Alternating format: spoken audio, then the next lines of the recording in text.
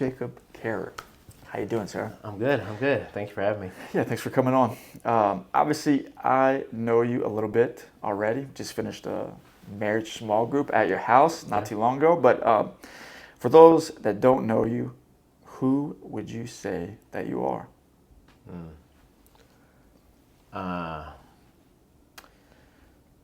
Man, I'm a child of God, first and foremost. Something that, I think about, the little title under like a, Instagram or Facebook, whatever, like, something catchy or whatever. But it's like, if I know that I'm His, first and foremost, I know that I'm a dad, I'm a husband, I'm a son, I'm a son of the Most High, but also son. I have earthly parents here. I'm a brother. I have three older brothers, and then a friend. Friend of you and friend of most. So that's who I am. So Good. That's good. Yeah, and I mean, Son of the Most High, Son on. I want to go into all the different directions with a lot of the things you just said, and I probably will. But I guess first is like Son of the Most High. So you're a believer, you believe in Jesus Christ. But how did that transpire? How did you get to know Jesus? So I grew up in a Christian home. So I was blessed that my mom and dad both were in the Jesus movement back in like the early 70s. So they had, what is it, Jesus Revolution? Did you ever watch that movie? I don't think I've seen it. I might have seen clips of it. It's a good one. I'd go watch it. Just about that whole revival in the late 60s, early 70s, that kind of where like this big wave of the church came in. Probably a little bit of a lot of good, but then probably a little bit of this prosperity gospel and some of that too. But they were saved through that. My dad was in Houston. My mom's here in Carencro, actually Cankton. So not far from where you were at. That's right. But yeah, so they were both saved through that movement. Always were a part of church family. So I can remember growing up. I mean, we all went to Christian school. It was pretty evident in the home, like who our allegiance was to. There wasn't ever a doubt. I think it was modeled well. It was modeled as best as what it could be. I mean, I always say that. I mean, could always do a better job, but I think it was good. I think we all went to Christian school, so kind of knew it as a curriculum. Like we went on Sundays. There was kids church and all the things, and so there's plenty of opportunities, plenty of plenty of chances to know Him, and I think it was I think for me, and this is just me in general, and even probably for my brothers too, they'd say this. It's like we knew of Him, but didn't experience Him. So knew Him intellectually, like through reading, which is, I'm not knocking the Bible by any means, but it can get to a point where it's almost like it's like a box. And it was good. I think, man, you can't go wrong with reading the Word, but I think, man, I can remember experiencing like the presence of God at these camps. They have like the summer camps, and that told me, even now as I'm 34, like it's all about experience with Jesus. Like we need to experience Jesus daily. And like those kind of experiences, like it's usually heavy because you got a lot of kids or a lot of adults. Now there's, spiritual renewals and all these different activities that kind of like you get hungry people searching for Jesus in an environment, and it breeds, like the Holy Spirit's like, hey, I'm wanted, so like I'm there. And that would do good, but then it was almost like flame would be rolling and then it would kind of dwindle off because there was nothing stirring on, from that experience. So it was like, how do I manufacture this to keep it going? And went through Christian school my whole life. At 18, I was pretty much done with high school. I went to Westminster. Shout out OG Westminster alumni.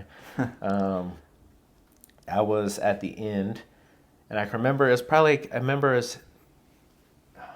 trying to remember the date. I used to remember the date pretty well. Let's just say early May, because it was like graduation's coming. Honestly, at that point, I'm a procrastinator, so like didn't even know where I was going. I'd gotten into UL. I had a couple other like ideas. I heard friends were kind of going. I was kind of just, I didn't really know what I wanted to do. Didn't even know if I wanted to go to college. At that time, I had other scholarship offers, and I just ended up saying, you know what, I just want to stay home. But I just remember, it was probably early May. I just remember, didn't know what I was gonna do. It's just like, look, 18 years old. I mean, you hardly know anything. And I just remember just sitting, and I got to a place where I was like, man, I think it was a point of surrender.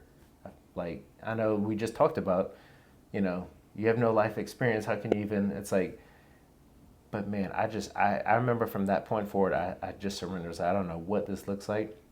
So I actually called, at the time, there was a youth pastor at Our Savior's. So it's Chris Lerma. I don't know if you ever got to meet Chris. I know of him. Okay, so he would be like the OG of student ministry, because like he was like junior high, then high school, college, and like he always kind of like was in that ministry as I kept growing up. So he aged up as you aged up. Yeah, he kept getting elevated. He got promoted, and so I remember calling him, and I remember just pouring my heart out and just saying like I don't know what to do. And he actually pointed to me. He's like, man, like that was like your come to Jesus moment. Like, I think you can do it. Many do it with their mouth. So often, like there's always like the, at the end of a message or anything like that, there's like this, this invitation or however you want to altar call or raise your hand. Yeah, repeat. And those are great. Yes. I think at that moment, it wasn't with my. I mean, yes, you could say I was calling out to God, but it was like everything had aligned to that point, to like it was true surrender. And I remember I'm just like, I just latched on to him. I'm like, what do I do next? Like, he's like, follow me. And I remember I was like, okay. And I remember if I could talk to him now, I'd still keep up. He's like, follow me as I follow Jesus. So it's discipleship at its finest. But it was just like, man, he literally just like held my hand like, hey, this is what prayer looks like. Like, he literally showed me like, all right, we're getting out the word. Like, let's go through these staples of scripture. Like, let's lean into this and like just hold this securely. Like, man, this needs to be the foundation of your faith. Then we go into prayer. Like, all right, this is what prayer needs to look like. Like, you're just giving me just like, man, some building blocks, which I know there's books and other things that can help with that, but man, there's something to be said when it's like another man of God bringing like, the young ones kind of like, hey, like this is what it looks like. A few steps ahead of you. Yeah. But enough to say. Yeah, and I was at their house all the time, and at the time they didn't have kids yet, and so he was kind of like the cool youth pastor. Like, he could do all the stuff. Had plenty of free time, and so man, I am forever grateful. I'll text him. Usually, it's probably on his birthday that I do that. I'll just text him, and I'm always thankful. I'm like, man, thankful for you and just what you did for me. Like, I'm eternally grateful. Like, and I don't always know how to honor people, but like I try to honor, especially him, in the best way I know how. So that's how I came to Jesus. And it was, you could say it's kind of ups and downs, throughout the process. But, sanctification kind of looks like that, And I can remember it was such a good thing that happened at 18, went to college, went to UO, went in business. Throughout college, it was just like, it's easy when you're focused on something. Like, man, it's easy to say no to all the stuff and just like, man, I wasn't really like, man, I didn't drink alcohol until I was probably 20, maybe 22, maybe 23, somewhere in that point. It's not like, I don't think it's a bad thing, but I mean, it could have been led to other things, but it just, man, like I was just focused on him, and that was such a good time. He slowly kind of transitioned. So he kept getting elevated. So then he ended up transitioning to Opelousas campus, and I was here in Lafayette. And so that was probably the first thing that I didn't do well at, was like, okay, like I need to find someone else. Not that you need anyone else. Like I'd love for someone to just stay, tied to the hip, but I needed to find someone else. And I think that's where I messed up, and I didn't kind of have that fatherly figure, that spiritual father to kind of help me through some of the things. And that was how I was at the last leg of college, and just started to have just like some things, just some decisions that I made that probably weren't the wisest, and it just led me down a harder path, of more just emotional hurts and stuff like that. And but finishing college, I ended up finishing business. I got into the oil field. So around here, oil and gas is that's the thing to do. It seems like, I mean, you make good money is what it is. And so I was like, okay, let me jump into that. It's actually for safety. So going offshore as like a safety contractor, safety consultant. And so I had to do all this training and everything. So it's like maybe like, I don't know, 3 to 6 months of training. And then it was contract work. So I never, I was in the middle of like waiting to go offshore. And my dad kind of called me and he's like, hey, man, you got all this stuff. Sorry. That's okay. Called like 3 times. But so he's like, hey, man, you got all this knowledge now on this. Can you come by the shop? So my dad started a business doing chemical manufacturing for the oil and gas. So predominantly treating a lot of the oil, whether it's on the production side or whether it's on the pipeline, like the gathering side. And so he was always in that realm. And honestly, as a son growing up, all of my brothers would eventually work there. I was like, I'm not gonna do that. Like I kind of swore, like I'm gonna do my own thing. I'm a branch out. And so that's kind of why I was like, hey, I'm not doing that. So whenever he kind of brought me in, it was still like a contractor type of thing. Like come in, just kind of see what needs to be fixed, what needs to, how are we looking, and it was not good. OSHA would not be happy. So I went in. That was like a few weeks, and I still hadn't gone offshore yet at this point, and so I was still waiting on my first gig. And it just slowly but surely, he was like, "Man, why don't you stay on and do this, and you can do some other things too." And sure enough, I was like, yeah, I'll do it until until this other gig kind of works out. And sure enough, I remember they ended up calling me and they're like, hey, look, we got, got to go offshore, like, get ready. They give you like a couple days heads up. And I remember that at that point I was like, nah, I got something else. And so from that point, that was 2013. So that's almost 13 years now. So it's been a wild ride. Working with family is a very difficult task, to say the least. Yes, it's got to be. Oh yeah. So I know we kind of went from testimony to kind of like career, but it's all part of it. Yeah, and it's family origin too is kind of plays heavy with this. But yeah, I mean my walk is it's matured, I think, over the years. So that was 18, I'm 34, so 16 years.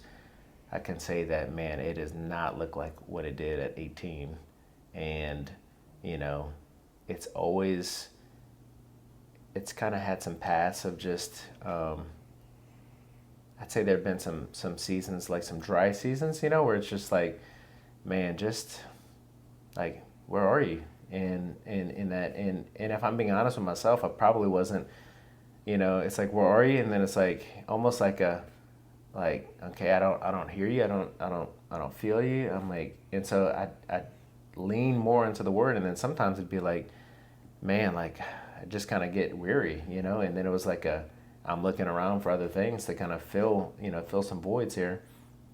And that's something like, for me personally, like it helped my faith. You know, it helped to kind of like almost lean on some of those things to kind of see like, hey, that's not the way that I would tell everyone to do that, but like wisdom is learning from someone else. In this case, I had to kind of learn in my own walk, like, hey, you know, the rock on which we need to stand on.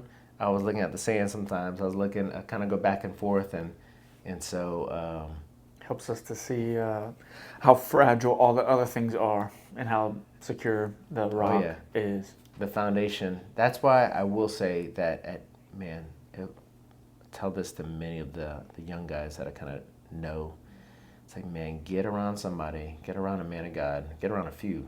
That's because that's where I made a mistake. Get around a few, you know, and man, just kind of attach yourself to them. Like, I think we all want to. I think what I see maybe in some of the generations, you know, pride kind of always kind of finds its way in. At least I know as a male, is like, no, I got it. Like, I got this. And it's like, but you don't. You know, you don't got this. Because even the older generation too, sometimes it's kind of like they need to figure it out. Like, I had to figure it out on my own. It's like, man, but you wanted someone to help you and you didn't get the help. So you can be that now to this next generation. Like, man, pass on the wisdom. You know, like that's, you know, that's an honoring thing. That's your legacy will be passed down. And I don't know, this generation, I just see, man, just ask, like, man, just attach yourself to some men. You know, like men like yourself, like some that, man, have their own business. Like, man, struggle. Like, it's okay to struggle. You know what I mean? Like, hopefully you can learn from the struggles that we've had, and that's something. I don't know. That's just something that's kind of on my heart. At least is, I guess that would be the thing. Well, yeah, I mean, I think even I'm glad you're talking about it. That's when I heard your story. That's what I even wanted to bring up again, was the discipleship and the relationships. And so, because like I did that too, in my own walk. I'm like, I don't need anybody. Like, Yeah. I'm gonna figure it out on my own. And then especially when you have close people to you, maybe that you put a little too much hope in them and not in Jesus, and then they hurt you or break your trust. So you're like, see, I can't trust these people. Like, I'm gonna do it. I'm back to do it on my own. I'm gonna use Jesus when he's there, but like it's back to me. But like, so how do you break that off of yourself, I guess, and how do you pursue, like as a man, example, like for you as an example, young man, whether you're 20, 34, 44, like how do you pursue those discipleship relationships, or how do you find those men that could stand around you, like other warriors that are going to war with you, not like perfect men, but those relationships, like you said, not just one, but like how have you found that in your life, and how do you find that? How do you continue to find that? Like people that are parallel with you, but also people that are discipling you too. Yeah, I would say you need above, below, and parallel. So you need to be discipling somebody, because I think that's you grow immensely with that. Then you need someone above you. That's kind of at the next. It's the season that you're going to come to eventually, but they've already seen it. Man, nowadays I guess the age that we're at, I could even see like, hey, that's more of like a, you know, if I'm in my 30s, like you got someone in their 40s or 50s, then you got someone in your 60s and 70s. Now you're getting like multi-generational, you know, and not just like upper and lower, or just one and below. And that's honestly over the years how that kind of happened. It's always God. Some I was seeking because I thought I needed that, and it just I had just an open heart with it, and it didn't work quite like I thought it would. Like, that's maybe not the person. They didn't have the time, whatever that it was. We just didn't link up. But I think I was open to it and just say like, this isn't for me. Like, I didn't get hurt by it. It was more like, okay, like this might not be the right relationship. There's plenty, like I see this in business, like I can get like compartmentalized in this, but like in business, there's some that are just ahead of me, and I'm like, man, like this guy's like, he's doing so well. And I think how he did well and just his character through the process, like that's what I'm like, man, that's what I gravitated towards that, like, because there's many that have grown, but like they did it using other methods or other things, and man, someone that was just true to them, true to just, man, I stood on this the whole time, like some of this like faith, I mean, guys that are just like strong in the faith. That's the ones now I'm kind of like looking at like, all right, who's that? And you can see it, and it's just, you kind of see the end result, so to speak. But they'll tell you through the process, like, man, it was not always easy. Like I struggled and all this, and It's rough. Need to hear that, especially because like in that season, like you need to hear, like, man, it's okay to struggle. Especially as you're walking through some struggles, probably, or some pressure. You know? Yeah, there's definitely now like small groups have helped, kind of branching out, getting uncomfortable, like putting yourself in uncomfortable situations. I mean, just being more open to gatherings, whether that's church, whether that's Bible studies, small groups, and just being open to saying like, hey, this might not, like, sometimes the person you think you need isn't the person you need. And I think a lot of times the Holy Spirit will kind of like, almost like just have you collide with somebody, and it's who you need, when you need it, and at the time that you need it. And I can say like there's a few now that are above, and there's some that have kind of like cycled in that. But right now there's I could say maybe 2 or 3 that are just like, man, just like pillars, and I can call them right now and they would answer. I used to have a slight insecurity where I think like, man, they're not going to take time from me, or they're not, they don't want to hear my problems or whatever. And it's like, they constantly tell me like, no, like, it's a honor to do this with you. Like, man, I get filled from this as much as you get filled. And when I hear that, I'm like, okay, like, all right, I'm going to call you. Call you again then. Yeah, like, I'm going to call you more often. Yeah. And it's a lie. It's a lie that we believe that the enemy just wants us separated. And what's funny is like, even like the parallel, that's doing small groups, like getting connected with you and, many others. And then like we were at, so we were actually at Midtown. We kind of like, in this OSC, locations, we kind of been all over the place. And it's funny. It's been good though. It's like we connect with some people at Midtown. We've connected with some people at Lafayette. We've connected with some people at Youngsville. Now we got roots in Youngsville, growing that and just being a part of just seeing just the community and just how the humble beginnings of it starting, and then like getting to see like, man, like just God moving just in a miraculous way. Just when people ask me like, man, how's Youngsville? I'm like, man, it's just a family environment. Like, not just because I think it's, next to Sugar Mill or something like that, like, or it's predominantly like, I would say it's young and old. That's kind of the demographics. I tell people, it's like, we young and old at Youngsville, like, got young with big families, and then older that are just kind of like on, they're more seasoned, plenty of wisdom there.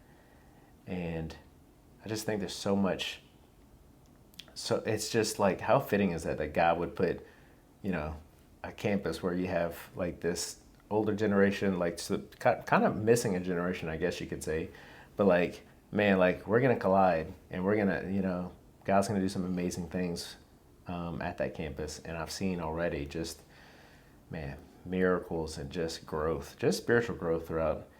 I think for us, a lot of times, at least for me, when something kind of either it gets uncomfortable or it gets, I could say, stale, or like my propensity is to like, all right, we got to do something new. Like, gotta like Switch it up. Gotta switch it up. Yeah, like whether it's a workout or whatever it is. Once it kind of gets, I'm not gonna say boring, but almost just like, man, it's just gotta just change it up. That's just a dysfunction of mine. Like, I gotta just change it up.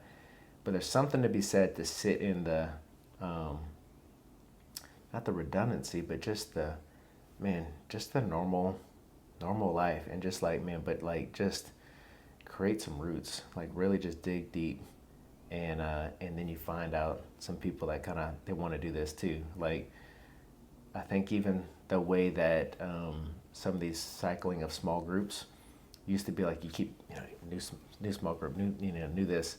I'm more in the camp now, like, man, same small group, and we just gotta like ride this out for as long as we can because relationships. Because then you improve, you get deep, you get growth. Man, you're gonna inevitably hit a season where you need to lean on some people, and sometimes that relationship, because 6 weeks or 8 weeks with a small group, that's hardly any time to really like grow with somebody, and you go through like a catastrophe and like I don't know. It makes it, it's an opportunity for people. But man, when you're with people that have been with you through thick and thin, man, that's when you get like, you get community. And that's like how it's built, I think. Community isn't like, man, I'm going to keep amassing. I think it's really just, I mean, like Jesus at a dozen, you know what I mean? Like, we think we can do it better than him. Like, I mean, and then even that, he had an inner circle where it's 3. So I'm like, yeah, now, I'm not saying 12 is your max, but it just, I think that's a good pattern, I guess, to kind of look at is, keeping it kind of small. I'm not saying like, no, you can't be my friend, but, but I mean, look at his, so he had an inner circle, then he had, the 12, then he had this outer realm too. And so it's like, I think that's a good strategy. That's a good thing to kind of live by is, you can't know everyone well, like, or deep, I should say. So, and I don't think everyone should know you deeply as well either. Kind of open yourself up to, your heart to some of those things. And like, I don't know, it's like sometimes when, like we're kind of talking earlier, like your wife, she knows you better than anyone on this planet. So when she knows you, she knows when you're not acting like you or like something's wrong. So it's like she can kind of, hey, like what's going on? Like what's going on in your heart? Like I can just tell like a shift happening. And it's like she can tell you that because the intimacy, the closeness.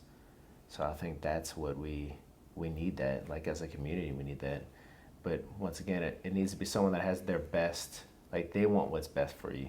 Like, I mean, you probably get that through rooted, committed proximity. Not, I think when you're talking about it, I think it's so good because I'm kind of the same way. Things get a little boring or a little too close for comfort. Like switch it up, change. Yeah. And so leaning in when you normally want to change, it's probably because we're getting past some surface things that we don't want to get past. Yeah. We want to take the fig leaves off and get actually really in relationship with people or friends. So I think that's good. I'm exploring that too. It's like, all right, normally I would shift, and then we're wondering like, oh, why are all our relationships surface level? Like, where's my deep relationships? And it's like, well, if you always switch when you're getting to that point of friction where, and I think what you said, then it's always going to be surface level. But I think what you said was really cool too. It's like being open too. It doesn't mean like you're just open to all at all times when you're connected to a local church, and like people come in and the right people stick because you have the open-minded posture and open heart. And some people have probably came and left. Some people have become probably really closer than a brother. But it's cool too because you've been open-minded, but also what I'm hearing is you've been connected to the local church too, whether it was this campus. Definitely. And we're so blessed to have our Savior's Church in our area, just where we grew up. But can you speak to that a little bit? Like, how has being connected to the local church, obviously Jesus completely transformed your life, but the local church was also a huge part of that. Could you speak to that a little bit? Just being connected to the local church and how that has shaped your life. Yeah. I mean, speaking of like just the local church in general, like we always were part of a church, like a local church. And so obviously Sundays were always, going to church. But then even there's always some kind of like other gathering where it's like throughout the week, or, like my parents either led a group or had a family over for dinner or something. And it was always like, so that was already like something that was being shown, like, okay, like this is normal. Like this is what it should look like. And I think for a local church, like they were part of, so my dad knew Pastor Jacob Kehrer from Houston. And so even when they first got saved, he was one of the first guys he knew in Lafayette. And so that's how they kind of grew. And so then he knew of him.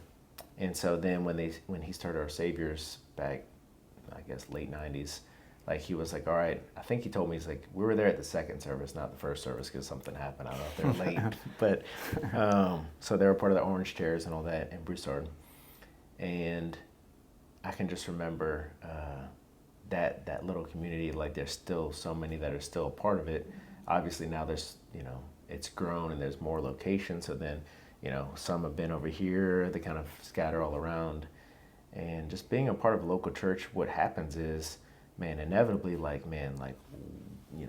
family, we went through a lot of struggles and a lot of, you could say, addiction was kind of something that was heavy on us.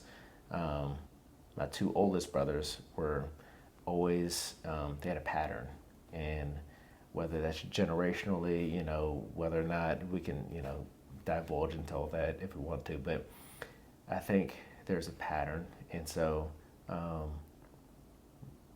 not going to talk about their stories too much, but just know that there was addiction issues and just a lot of trouble with the law and trouble, just like discord in the family. And so they were connected to a local church. There's always someone just kind of like, as much as they're pouring out, they need to be poured in. And yes, Jesus is always the source of that, but like, man, he comes in the form of people, and just loving on my parents who had that. Having a local pastor, so Pastor Jacob was always, running to help, just have some kind of influence, someone to even help in the situation, like, hey, like, I know this person, let me connect you with them. And that was just, I know from my family, that's such a big help. And even now,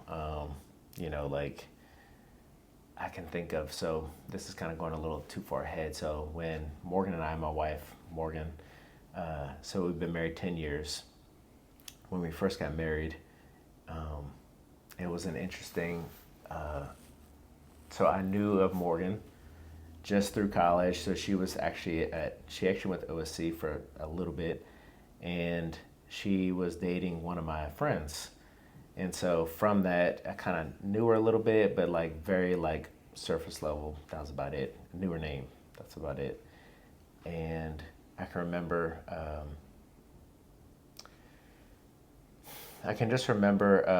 that friend moved to New Orleans, went to school. There was a friend that she knew that I was kind of like, okay, like, I like this girl, like, maybe you can help me get what I want. And so we just kind of got to know each other. It was a fun little group. And it's funny, like, guy kind of shielded my eyes, at least, or at least blinded me, however you want to say it. But that, like, just got to know her as a friend. And from knowing her, it's like, I use this day all the time. So Christmas Eve of 2014 is when, like, literally it's like God just showed me, like, that's your wife. And we actually sat next together. So it was actually at my parents', every Christmas Eve they do a gathering. And so it's over some gumbo, chicken and sausage, or it might have been seafood. I think it was both, but I'm a chicken and sausage kind of guy. And sat down, and when she sat, it's like I felt, man, there's been many times I've heard the Lord speak, but like, it was just so clear, like, that's your wife.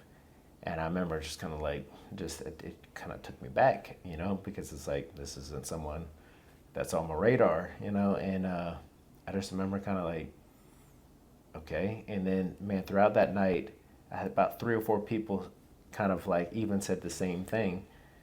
And they didn't say like, that's your wife. They were more like, hey, like, man, it's like almost like their eyes were kind of open as well. And it was just like, okay, like, man, God, you speaking to me? All right, let me be loud and clear here. And so just kind of, all right. And then what's funny is when I kind of like opened myself up. So I went through all the proper paths, like even went to the friend and said like, hey, like, this is what the Lord's kind of saying. And I just remember I was, it was good conflict to kind of walk through. Good experience. And man, Morgan that same night heard the same thing as well. But we kind of didn't tell each other that until we had our first date, and we're kind of just talking through it, and then we both said it that same night. When you're, young and you're kind of like, going through the courtship, you're just like, you have these long conversations and just talking. You're trying to just get to know one another as quickly as possible. And she said the same thing. I was like, man, that was God. And anyways, let me fast forward. So we get engaged. From that point, it was, let's say, 6 weeks later, get engaged. So that was March 7th, my birthday. Then June 20th, get married. So I don't know how many months that is, but not many months. And then, so that was 2015. Well, later that year,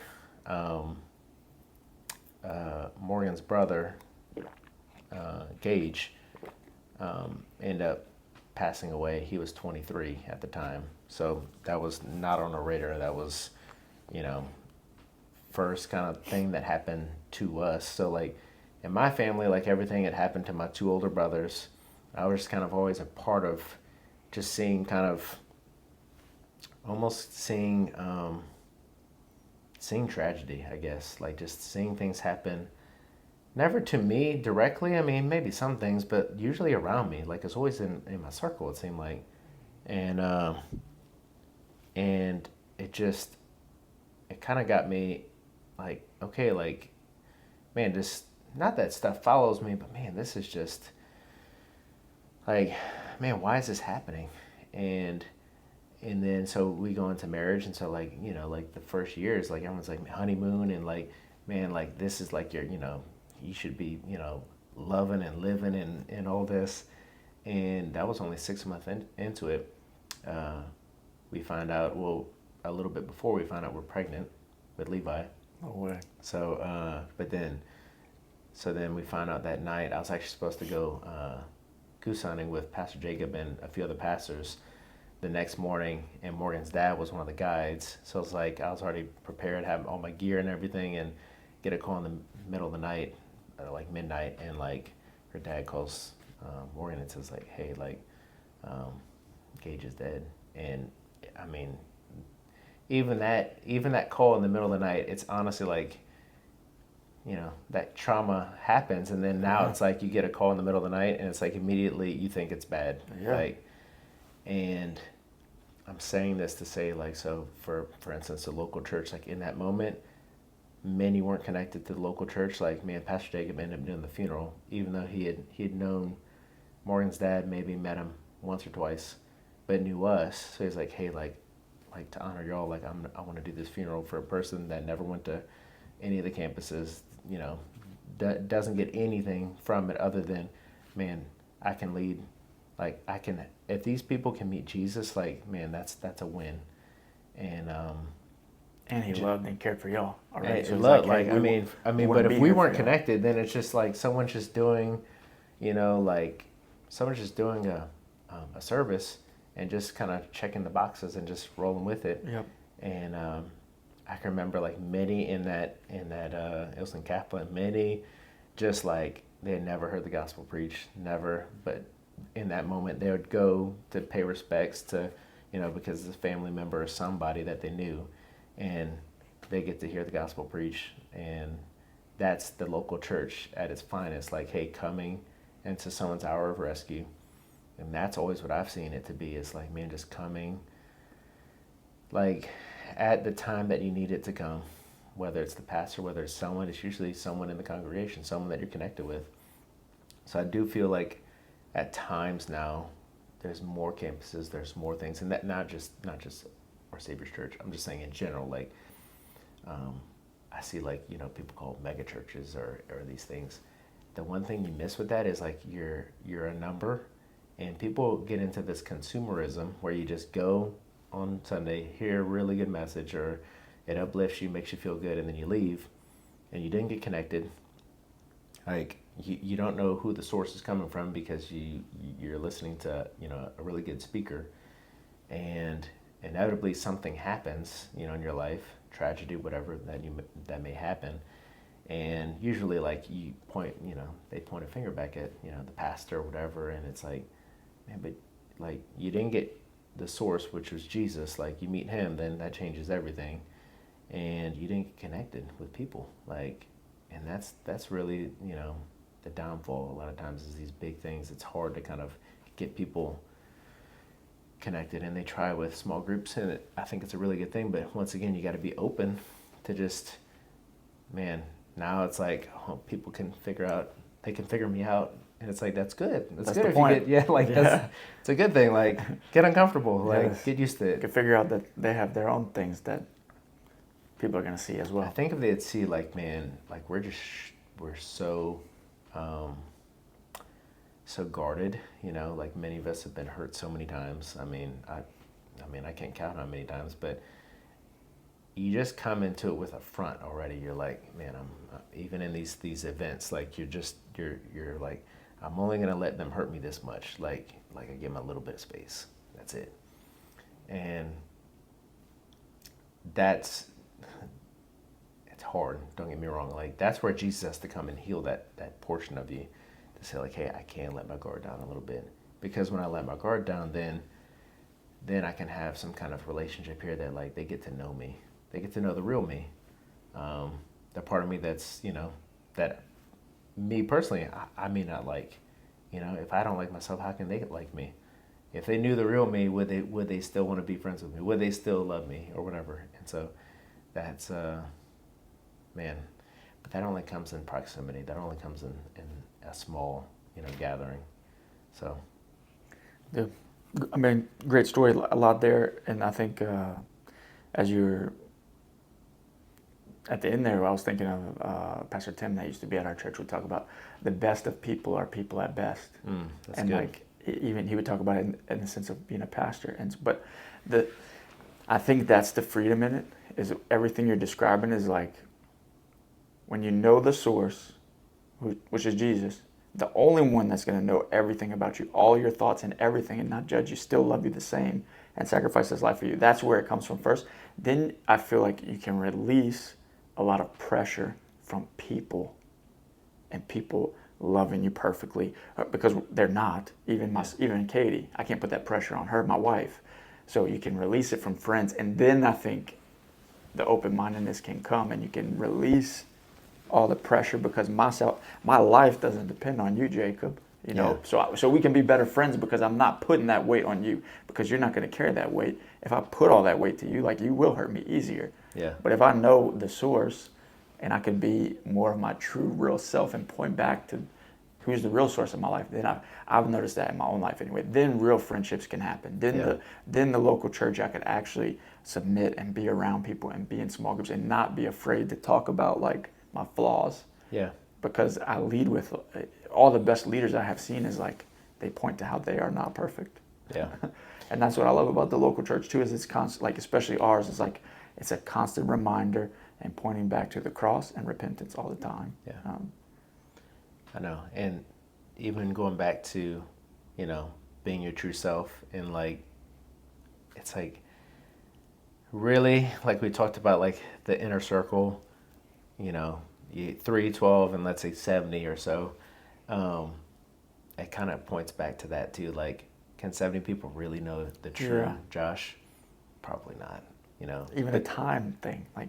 Yeah. 12, probably. Yep. 3, most definitely. Yeah. If 3 don't know you, then that's a problem. Yeah. But, and that's where, like, man, community happens. True change happens, And it's like, you see fruit. You're like, man, I haven't seen fruit in so-and-so, but you can see the fruit more clearly too. I don't know. The local church is so good for that. I mean, if you read through Acts, like, man, the church at large was supposed to, like, man, we all throw in this big, like, we sell everything. We just put all this money here, or whatever that it is. We have this income source, and then we're able to help everyone. Like, man, we're just all one big family. And if you said that now, people would be like, I ain't put no money. Yeah, church wants more money. Like, it'd be like, no, but, like, man, they were without need. Like, I mean, they were all covered.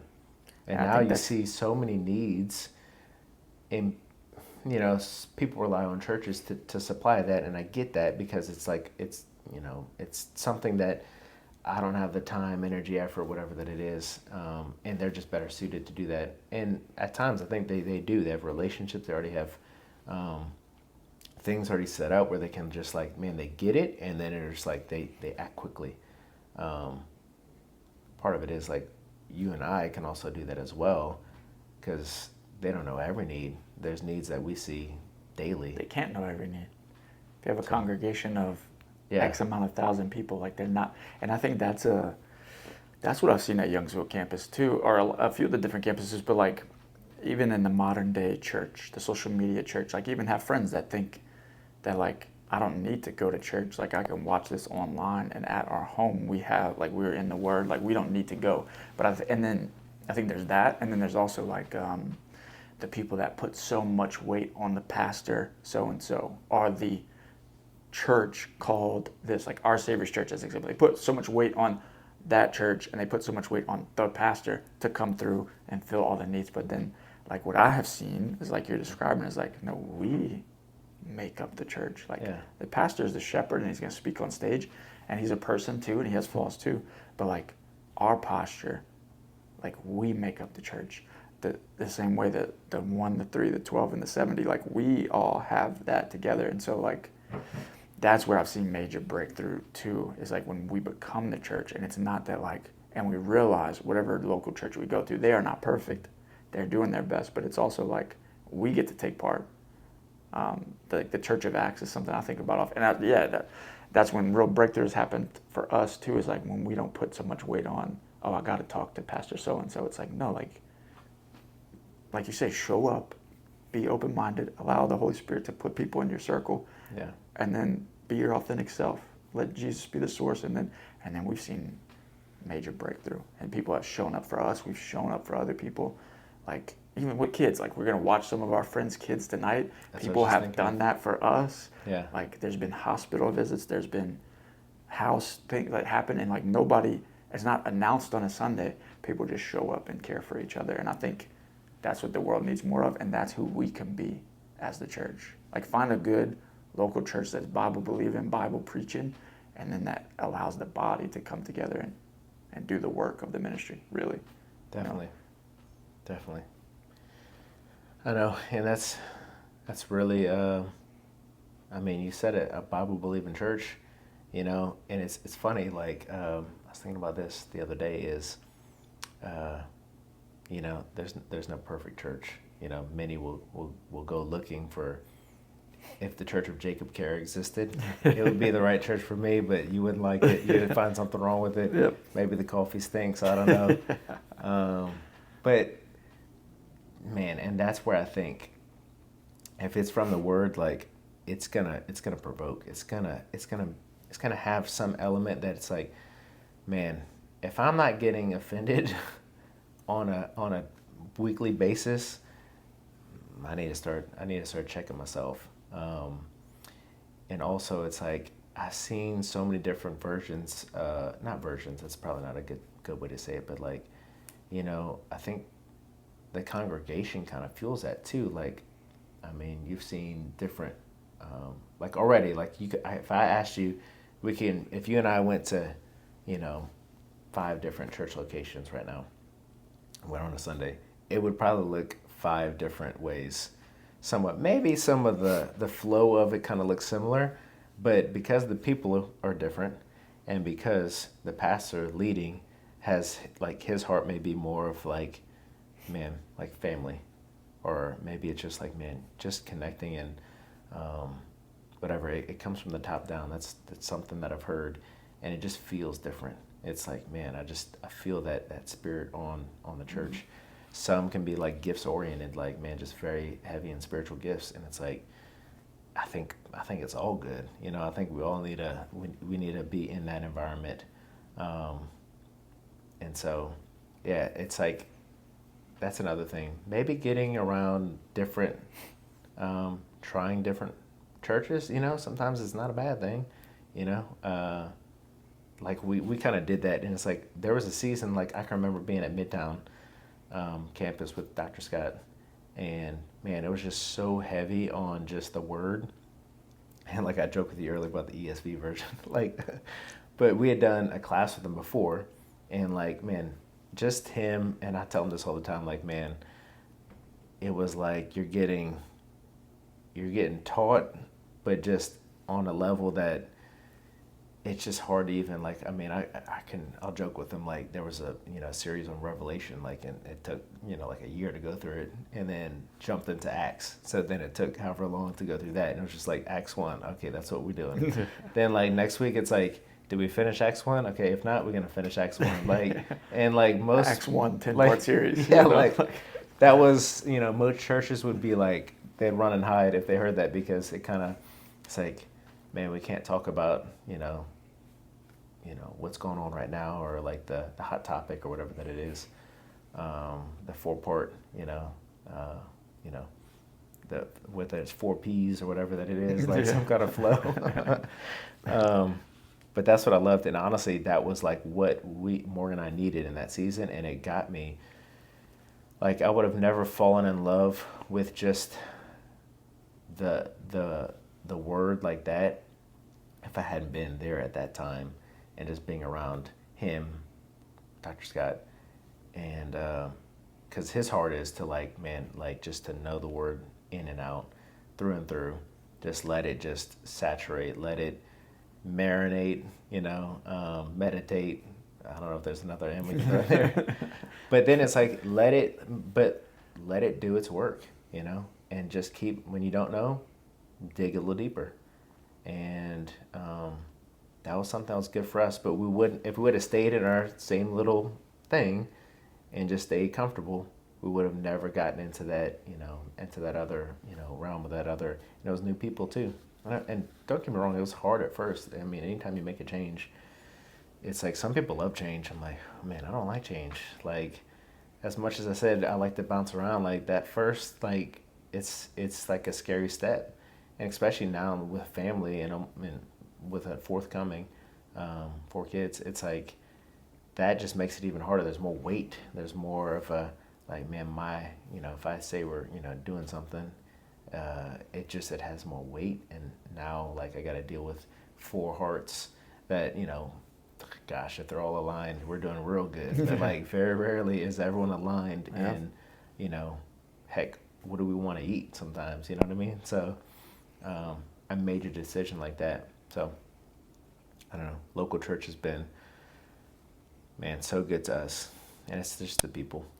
I mean, it really is. It's just the people. I mean, I heard, like you said, people put so much of an emphasis on the pastor, like he didn't tell me this, or he didn't. He didn't. I'm like, man, you're putting too much weight on that man, because you said it, the best of men are still men at best. It's like, man, he can't do it. He can't do it all. Like, he can't, like, gosh, if you're waiting for a hug or something, like, and he didn't do it, and that's what offends you. But then those people were probably looking for anything at that point to kind of have an excuse.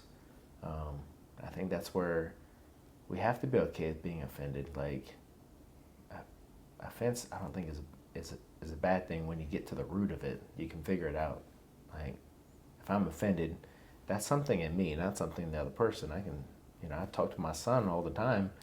It's like, we're going through just a little issue, and I was disciplining him, and he kept pointing the finger at his sister. I'm like, hey, this isn't. We're not talking about our sister right now. We're talking about you. Like, it's easy to cast that blame and just take the spotlights on me. No, throw it on someone. Like, and I see adults do that all the time. Mm-hmm. Like, I mean, in a work environment, hey, I'll sit down with someone and, made a mistake, and they start pointing fingers at other people. I'm like, hey, if we can't take accountability for what we did, we're not going to really be growing at all.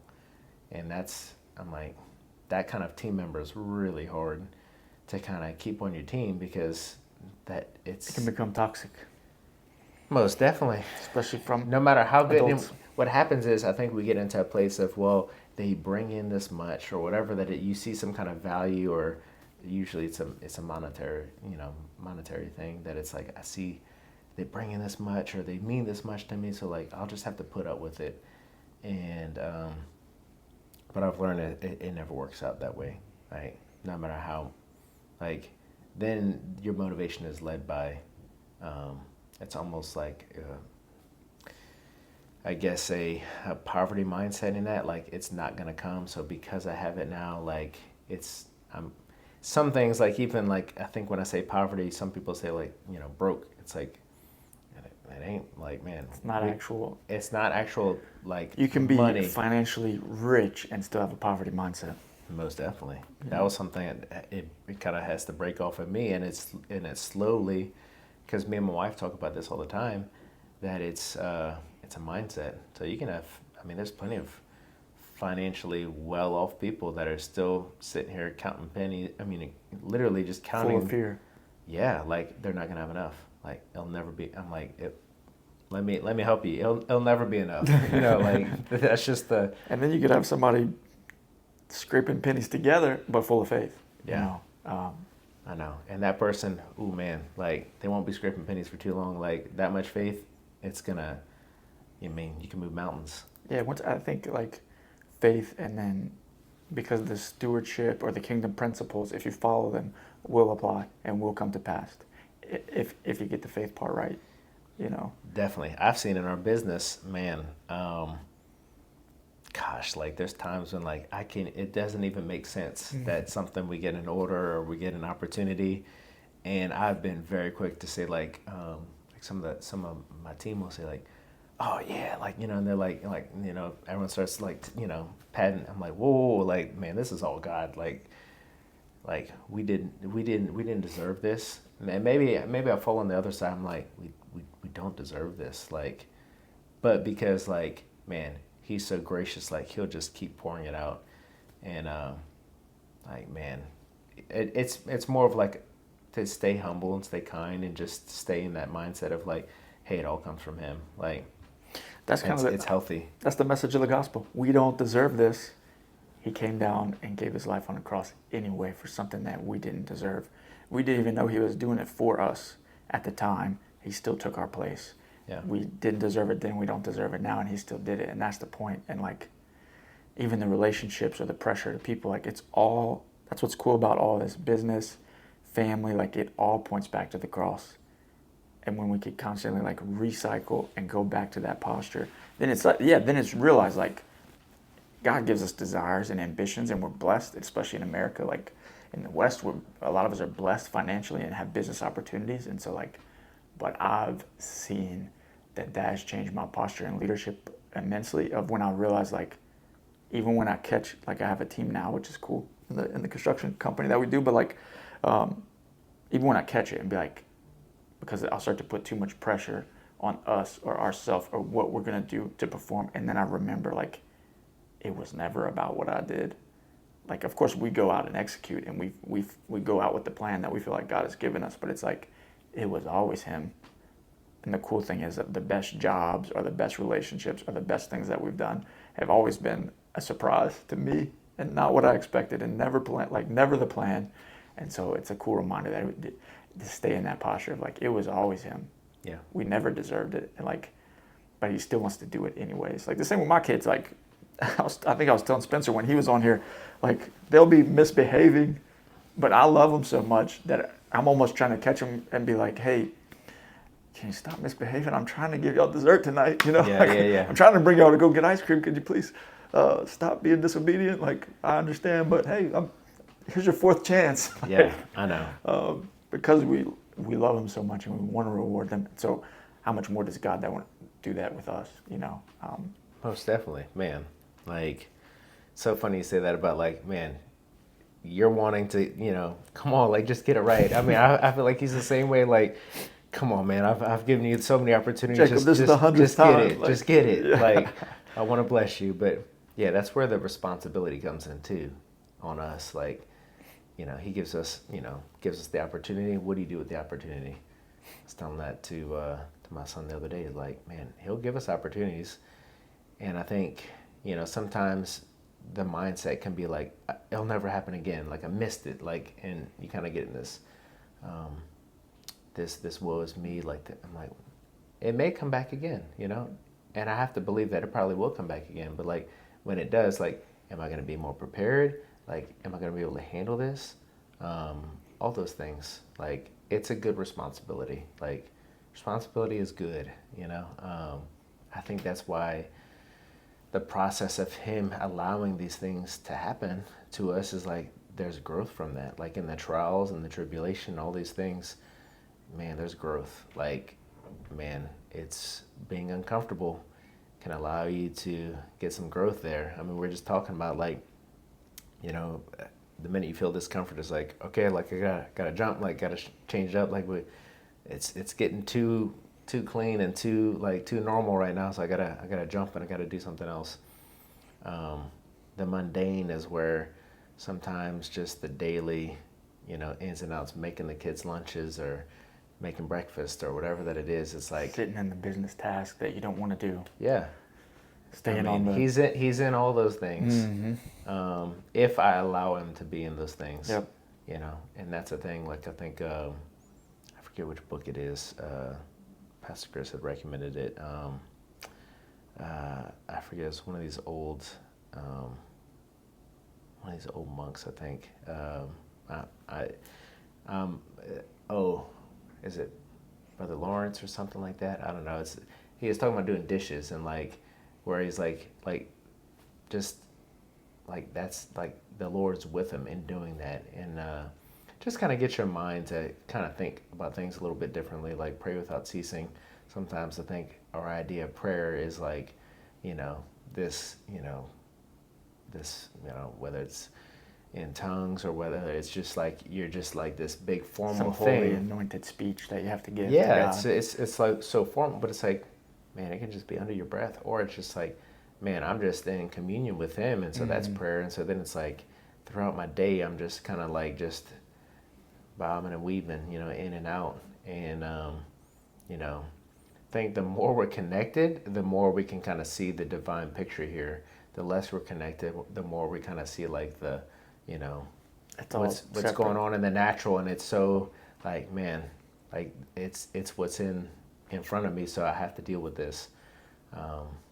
So I think the pray without ceasing. I always quote this. It's like I forget. I think it's Martin Luther. That could be way wrong, but C.S. Lewis. Somebody, some biblical spiritual figure that some from giant, our past. Yeah, some big dog like that. But it was. I don't pray for more than 5 minutes, but I don't go more than 5 minutes without prayer. That's good. And that's unfolded to me even more as I've gotten older, because I used to think it's okay, dear Lord, thank you for it. Like, it doesn't always look like that. It's not some always holy speech. It is that realizing Jesus, the Holy Spirit lives inside of us because of what Jesus has done. God is with us. So it's that communion that you talked about just now. It's like God is with me always in the mundane. And when I'm reading the Bible, when I'm messing up, when I'm in sin, when I'm doing the right thing, but when I'm doing the dishes, when I'm at work, it's always prayer. It's a life of prayer, not a life of like literally I'm sitting in a chair all day only praying. It's like, no, God, He's with me when I'm driving. He's with me when I'm working out. He's with me when I'm with my kids. Like, as He's always there. Yeah. Am I inviting Him back in? Is something that's helped me. Is like turning to God and being like pausing and being like, all right, God, I want to cuss at my kids right now. But I'm inviting you back into, bedtime. Whatever it is. And so that quote has been huge to me. Like, I don't pray for more than 5 minutes, but I don't go more than 5 minutes without prayer. That's good. Helped me to remember some things. But so I know we've been going for a while. I can keep doing this for a long time, but I probably have like a few final questions to kind of land the plane. A few final topics. Might go into some other stuff, but I'll try to, Anyways, one thing I wanted to talk about is you kind of spoke about it even in your own spiritual walk, like being in a Christian environment from a young age. It wasn't always like this. Like, there were some ups and downs, but I want to shift gears. Maybe that same thinking, but I want to shift gears to like you and Morgan, your wife. You spoke about it a little bit, how y'all met, how y'all came together, faced trials right away. Obviously, we just came. Y'all hosted a marriage group. Y'all led the group. It was at your home. I had a great time. I think you and Morgan are awesome, and your family is awesome. But maybe talk about that, like your marriage.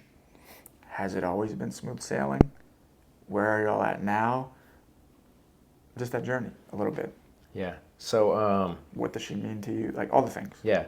So, kind of spoke a little bit about just the highlight, the topics of marriage, just jumping into marriage, how quickly it kind of happened. We met. And so from, from my family's point of view, like my mom and dad, they, I didn't mention this, but they met 2 weeks later, they eloped and got married. No way. So they're used to that quick, like, that quick marriage.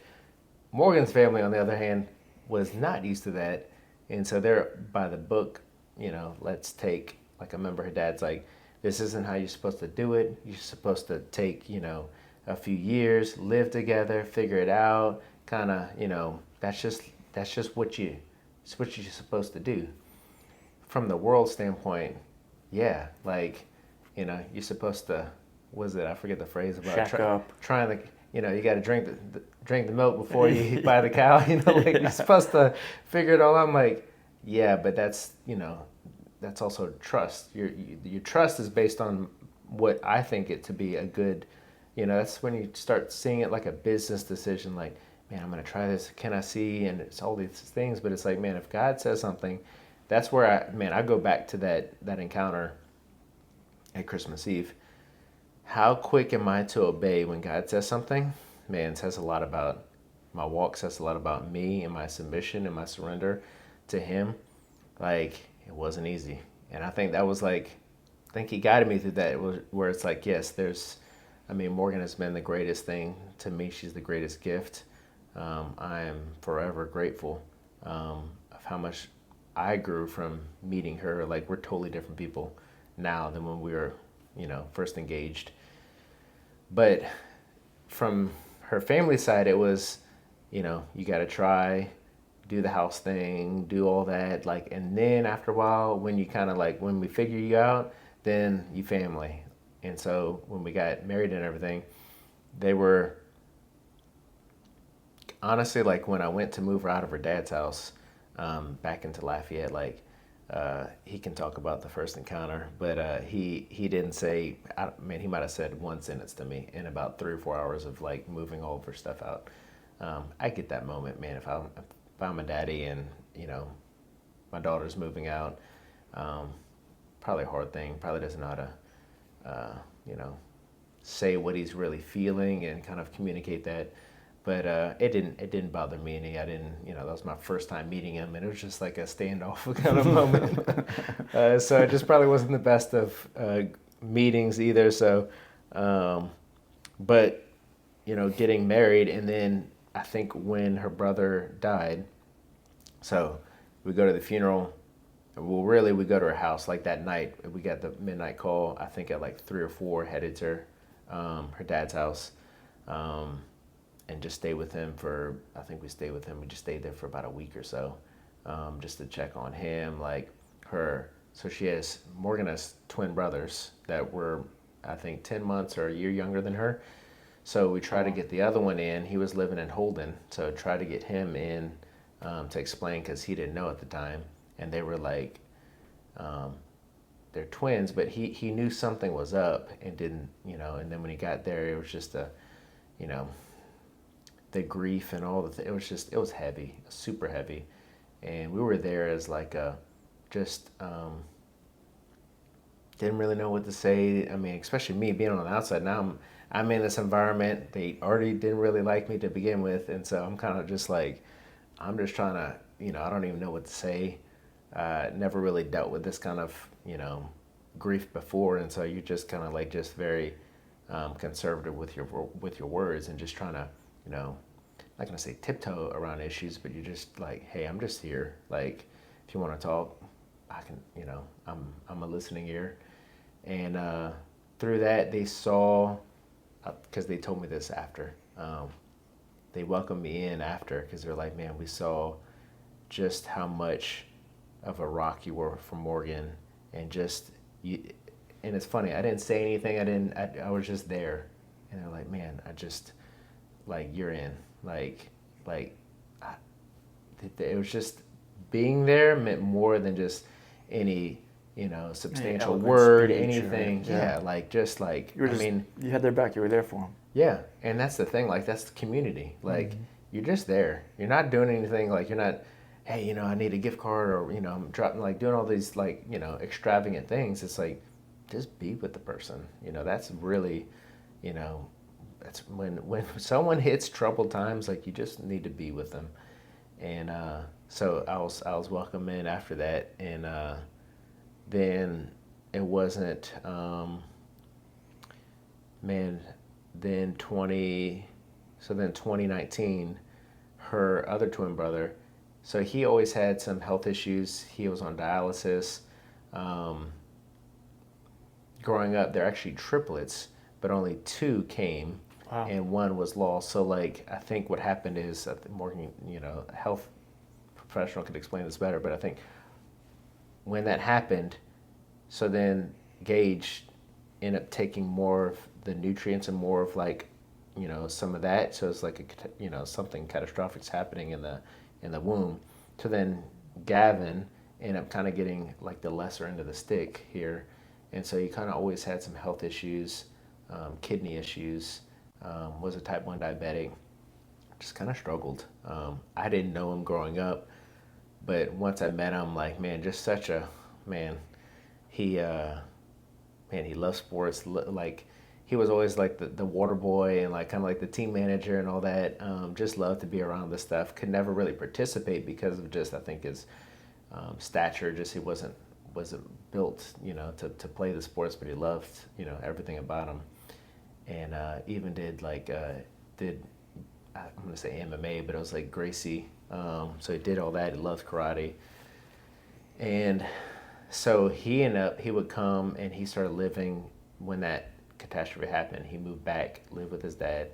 We got to connect with him more, so he would stay at our house for weekends at a time, and just got to know him more. And sadly, in 2019, into 2019, had an infection, and it just never really cleared, and then because with the dialysis and all these things going on, it's just his body has a harder time to recover, and so then had another infection, and he just couldn't clear it, and just his body was just tanking. And it was maybe 6 weeks or 8 weeks. It just kind of like, man, is he gonna get better? Is like kind of in and out, and in that time, you kind of get some time to kind of, say what you need to say, and grieve, kind of like what it's gonna lead to, which I think it was all God. Someone could say differently, but the next part was COVID was coming in February of 2020, and we got to be there with him, got to be by his side.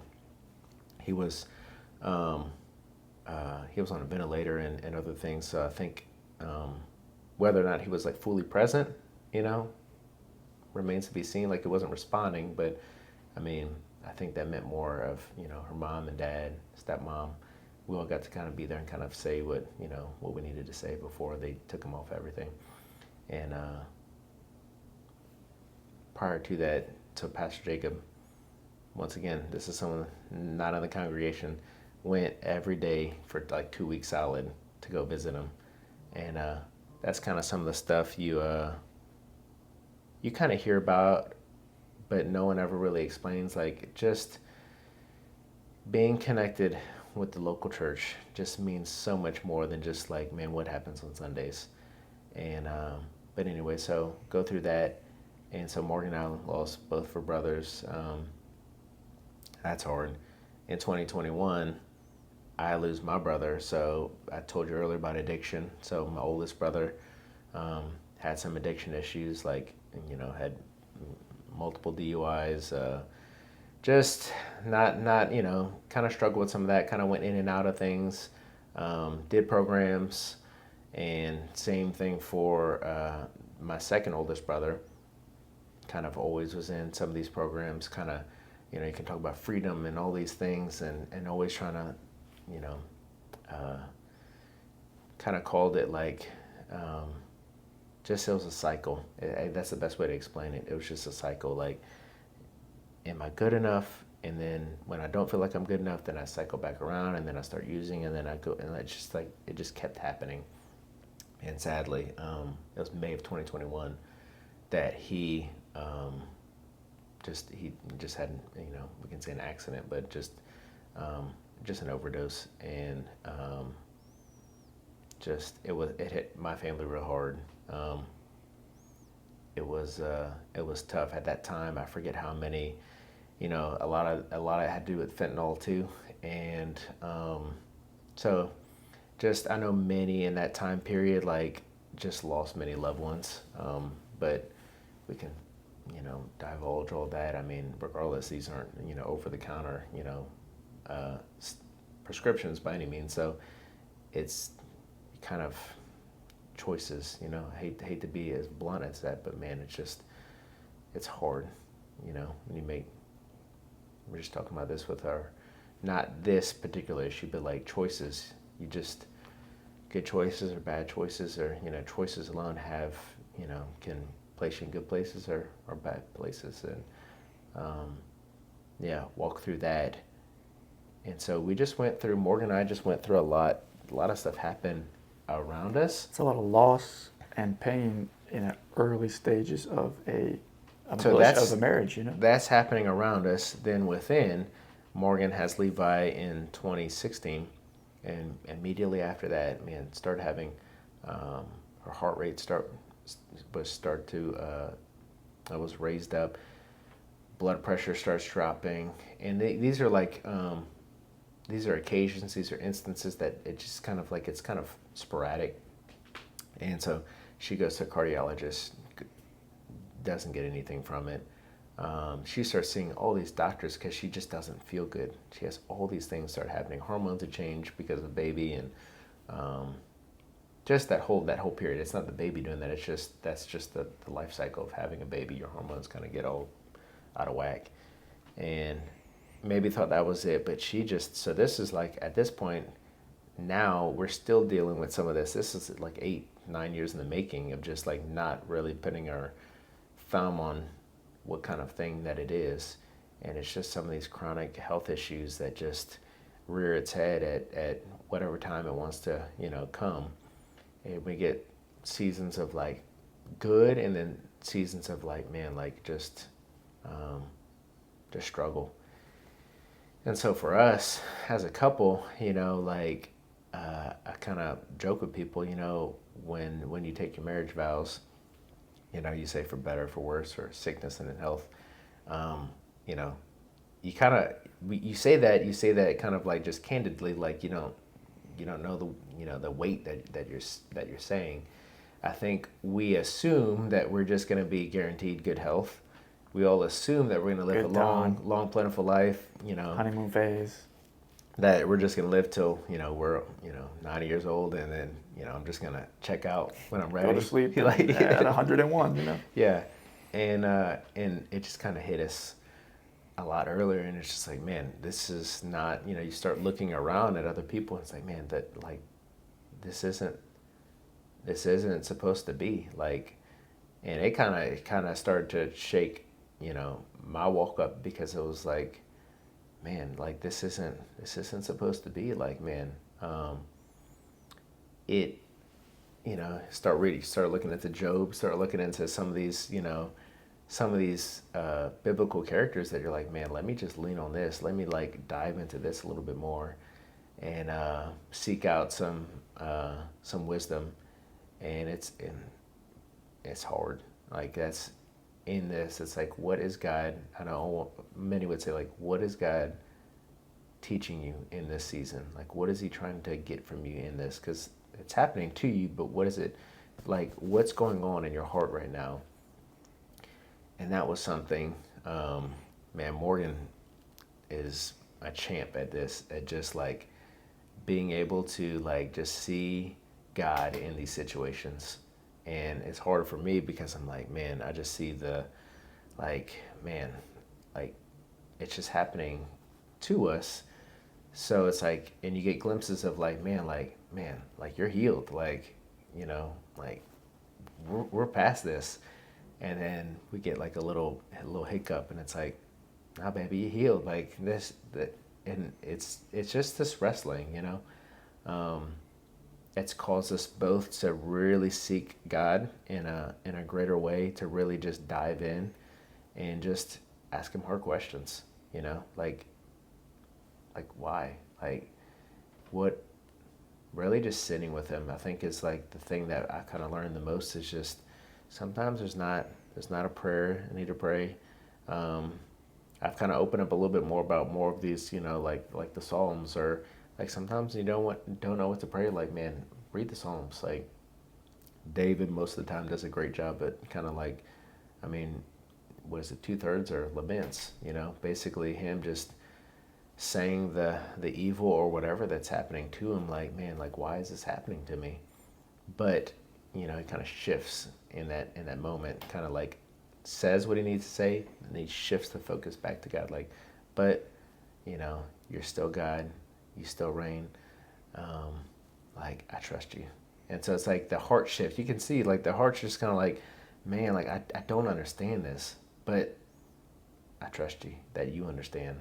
And like, I think he was just wrestling. And so we have our own wrestling that we're doing. And like I said, Morgan seems to do it better than I can. And so it's caused us to be more united. I will say, like, man, I was talking to someone that just had tragedy.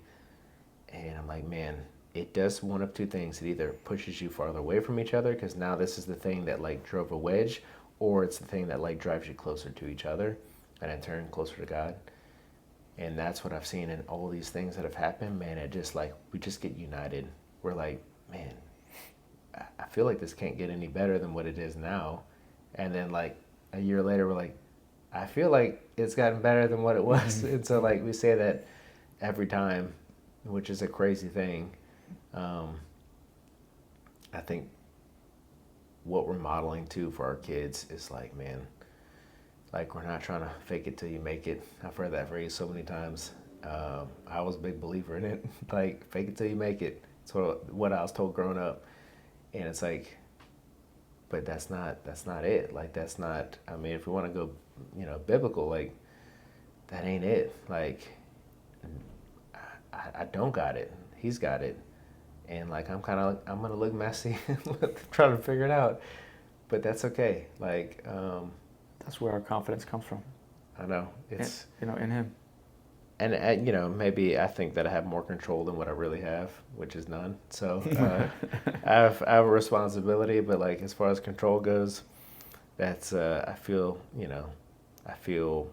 like that's something kind of lose sight of sometimes. But yeah, as far as marriage-wise, it's caused us to just get so united, so much on the same page. It still stirs us up all the time to just like, kind of get back. Like, and what's good is when you've been so close and so rooted in one another, you can feel when there's a little shift away. It's like, oh, hold on, like let me bring you back in, either which way. Whether she's trying to pull me back in or I'm trying to pull her back in, because it's a closeness thing. It's just like Jesus. I think he really wants us just so close to him. And when he, when we inadvertently trying to, find it in some other way, he's running after us, he's always trying to stay near, but like, we're usually the ones that, are trying to find it in some other way or form. That's what I love. Like, it's he stands at the door and knocks, and it's like, man, I can't remember how many days he's been knocking, but it's like, I need to just stay near. I think that's just the nearness. So not only for a marriage, but even with him, even when I don't know what it needs to look like. So, dude, I mean, you just said it great. Just stay near. Like, you have, I mean, hearing that story, there's a million reasons probably in y'all's story that y'all could have ran apart from each other, ran away from the circumstances, like all that, those trials, the pain, like that could have driven y'all. And in the world, it does drive a lot of people apart from each other. Small hardships or major hardships or big trauma, little trauma, people run from each other, and I see it everywhere. But the difference in y'all's stories is not because y'all are so great, it's because you stayed near, like, you stayed near to Jesus, and like that was said, all of these trials that could have pushed us away, now we're stronger than we've ever been. It's not that you hope those things would happen to anyone or that you even want them to happen in your own life. Probably major pain that you experienced, But because you kept Jesus, you stayed near, even probably when you didn't want to or didn't feel like it, like y'all are like this now. And that's what I heard through the whole story, was that even your whole podcast, your whole episode, is that it didn't make sense all the time, but you stayed near, you followed the people, you stayed open-minded, you went to the local church, you listened to the pastor, you got in a relationship, you trusted God through all of this, through all the ups and downs, and he's proved to be faithful. And now you're seeing a bunch of fruit in your own life, in your marriage, your kids' lives, and your relationships, and your community, your spiritual family, and that's the point of all this, is it all points back to the cross, and that's what's cool about that. So yeah, I heard it best, Jesus is perfect theology. It's like, man, it's it in a nutshell. You do that, you're good. So true, man. We're trying to figure everything out. It's just like, look at who Jesus was and is and will be. Follow and always me. was. Love how he just said, follow me. Like, it's not like, hey, figure all this out, decide what your beliefs are on this, and this, and this, and then come follow me. He's like, no, just follow me. Yeah. Follow me. And it was so simple, and that's where I think we get it too complicated. Like, don't get me wrong, I'm sure there's many, people talking about like these, big, you could say just theological pillars and all that, but. And look, we listen to that. I like to listen to it, but yeah, if we never get past the follow me, that's all we need to hear. I mean, look, you can. I was listening to a well-known pastor that I enjoy, and he was like, the Pharisees were scholars of the word, but they missed the word, which was Jesus in flesh. Yeah.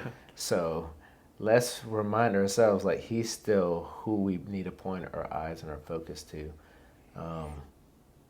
And I think, once again, it can be more of, I hate to say it, like a hobby, but it's like, those things are great. Those are great topics to kind of like, I mean, look, we can be going into other topics, but it's like, but to your point, if you missed Jesus, then man, it's all in vain. Like, it's just, it's just, you just look really smart. All the, we mentioned Logan earlier, Christianese kind of, sayings all and the terms all and the things, and it's like we prop ourselves up. You got it, but like you got that, but you missed him. Missed it all. Because even you look at Jesus as the example, could do anything that he wanted, had the power to do anything, could have stopped everything, could have stopped death on the cross, could have done anything at all times, and instead was humble at most. Even when he did miracles, he's like, don't tell anybody. So no, the message is always Jesus. But so I have a final few questions. Okay. I said that last time. Yeah. But now truly a final few more, couple topics. So I think I told you when we started this, we've been describing it too, what it looks like, but the topic of this podcast is heaven on earth. Your kingdom come, your will be done. Like, you're pursuing heaven on earth. So when I talk about that, what does heaven on earth look like for you? Man, heaven on earth. Man, I think of like, okay, we're just talking about the person of Jesus. Like, that was heaven on earth, So it should look like that. And I think sometimes, myself included, I think we miss that like, even like, I think even we talk about the Acts Church, like almost like that's like a separate entity. Like that's different. Like, no, that should be it. That should be the example. That should be it. And it's a challenge to myself, whether it's my business, my family, the people who I encounter on a day-to-day basis. Like, that was Jesus. He was just doing the normal routine and just encountering people, but was filled. And when he met someone in need, he was like, I'm gonna meet your need. Like, I'm gonna, let me pray over you real quick. Like, you got some kind of physical issue going on? Let me heal that for you. That's heaven on earth, man. And I think those encounters are what leads people to the person of Jesus, because it's like, hey, it's not me, it's him. And I think the more encounters, the more things like that are happening, like, that's heaven on earth. Like I think we're thinking like we're gonna go to a place, but the place is here. The place was a Like person. the place was a person. And it is. I think seeing ourselves as like, man, and even, you know, sometimes like, well, I'm not him, or I don't have that authority or power or whatever. But you do. But I do. It's been It was granted to us. It's been something as of late that's like just kind of shifted so my thinking isn't where it needs to be, so I need to shift that. I need to renew my mind. But it's like, okay, why isn't this happening? And I think that's something where like, man, sometimes we get so stuck in some of these positions, and it's like, man, Jesus shook that up. Like, man, he came in and he shook a lot of things up in a good way. I mean, he said, if you saw me, you saw the Father. Like, I mean, so he was it. So, but then he's like, we're co-heirs. You just mentioned we have the authority. So I tell my kids that all the time. I'm telling them like they're kind of like, as a child, like I was like, we're adopted. Like, you know, we're kind of talk about like family, we're adopted. Like he adopted us. Like, you know, he said he clothes us with righteousness, his righteousness.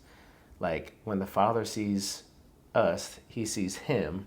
So we say all those things and we're saying it with our mouths, or at least I'm saying it with my mouth. But like, man, it's like it's in here, but has it fully dropped down here, and then now has it come out here? And I'm not living that way. Yeah, and that's Because man, if we really believe that, oh, we would. I mean, Youngsville, whatever, wherever we're at, our businesses. I mean, the people encounter. Like for me, it could be customers. It could be, you know, just people, you know, at the coffee shop or wherever. It's like, man, day to day, just seeing miracles, seeing signs and wonders. And sometimes I think people, we do kind of look for those things too much because we're seeking the hand and not the face of Jesus, you know. And it's like, what can you do for me?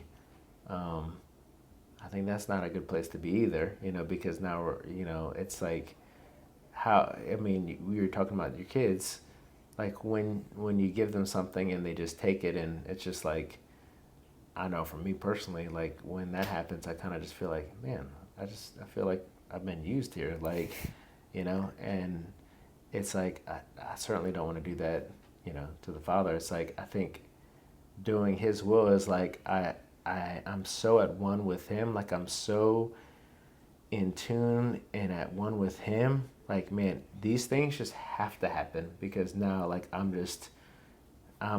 so unified that now like it's just it exudes from me, like.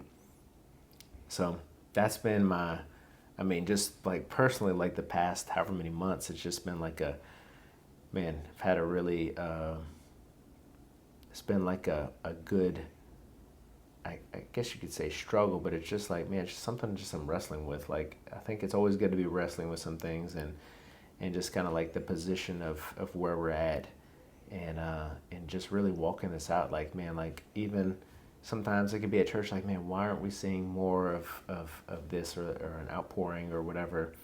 And but it goes back to me kind of like, you know, maybe pointing a finger. It's like, it starts with me first, like, you know, like an outpouring I need to be outpoured, you know what I mean? So that's what I think of heaven on earth is like, man, just the Acts Church is just the daily life. Jesus, who he was as a person, like, I mean, the disciples were healing. I mean, even, you know, they're said like they were just walking and people were getting healed like from their shadows. Like, I don't know. I think we've seen the standard here, and we're okay with where we're at right now because of just, I don't know. It's become more normal. I think complacency and just this. I think it's that I've talked to Pastor Chris about this before. Like, kind of you got to deconstruct your faith and kind of like just kind of see where the pillars are at, where the foundation's at, and that's been something lately. I'm like, man, just having, you deal with these things, you deal with these, like for us, it's been health, it's been physical health. And it's just kind of like, man, why, why is this happening? And then it's like, you'll do anything to try to find a cure. And we've looked anywhere and everywhere. And I always kind of, tell Morgan, like, I'm always like, hey, like, let's pray. Like, let's pray. And I believe, I'm like, hey, you're going to be healed. And then I'm like, tested. Like, but there's really, like, it's kind of funny. It's like testing. It's like, how's your heart rate? Like, did it go down? And sometimes she's like, yeah, I'm like, healed. Like, and it's like, if we just had that understanding and that just like assurance, like, man, like I know who my Father is.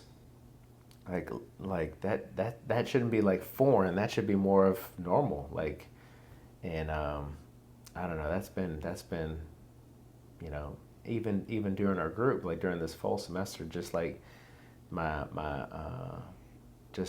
time with the Lord has kind of just been that He's been kind of wrestling with me to like get me to kind of like think differently, and just a good stirring, I guess.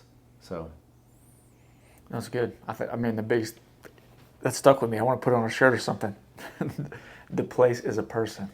So like, when you described heaven on earth, it's like it's Jesus. Jesus, what is heaven on earth, and was at the time He walked the earth. And so like, what I hear about your story too is it's cool in the good times and the bad. Heaven is on earth because it's Jesus. Like, we show Jesus no matter what we're walking through. That's heaven on earth. The good and the bad and the everything. Yeah, it's Jesus. I mean, if I asked you, like, in your, when you're, like, just, man, with the Lord, just spending your time with Him, like, who wants to leave? Like, when you have an encounter, like, who wants to leave? Nobody wants to leave. Like, but then you think, okay, it's like, whether it's like, hey, like, life has to go on or whatever, I think that encounter, like, that thing, that's like, He's like, okay, like, that's me. Like, and then it's like, I need that. I need more of that.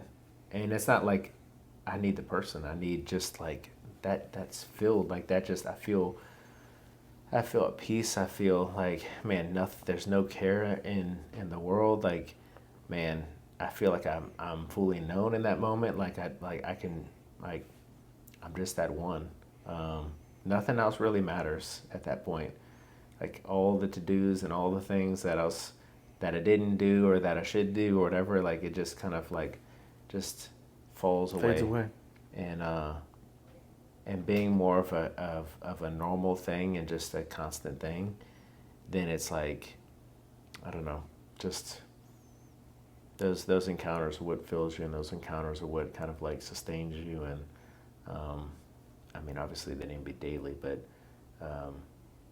I even see sometimes, like, seeing it in other people too. Like, man, you can see it in someone else too that has some of those encounters that are like those deep encounters. You're like, man, they got something on them, and you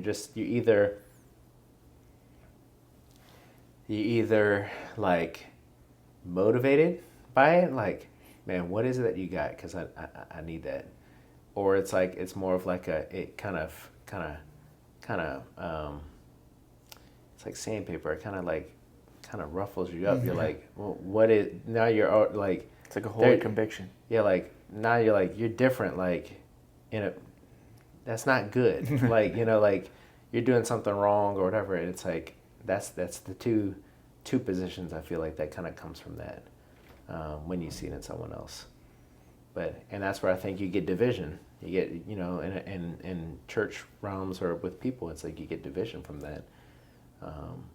But all it is just that person has just surrendered more time and more, like, to the person of Jesus.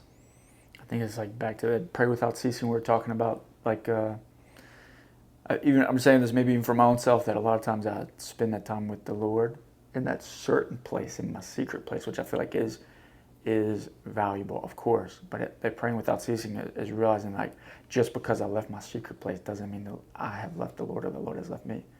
in the mundane, in the tasks, in the things I don't even like to do, in the tough workplace things, in the family things, like I can still be, his presence is still with me. Yeah. So I could still lead from there. So constantly pursuing getting back to that place is probably the ticket. It's who you encounter on a daily basis that get to meet Jesus in that same, that same space, because you can take him wherever you're going.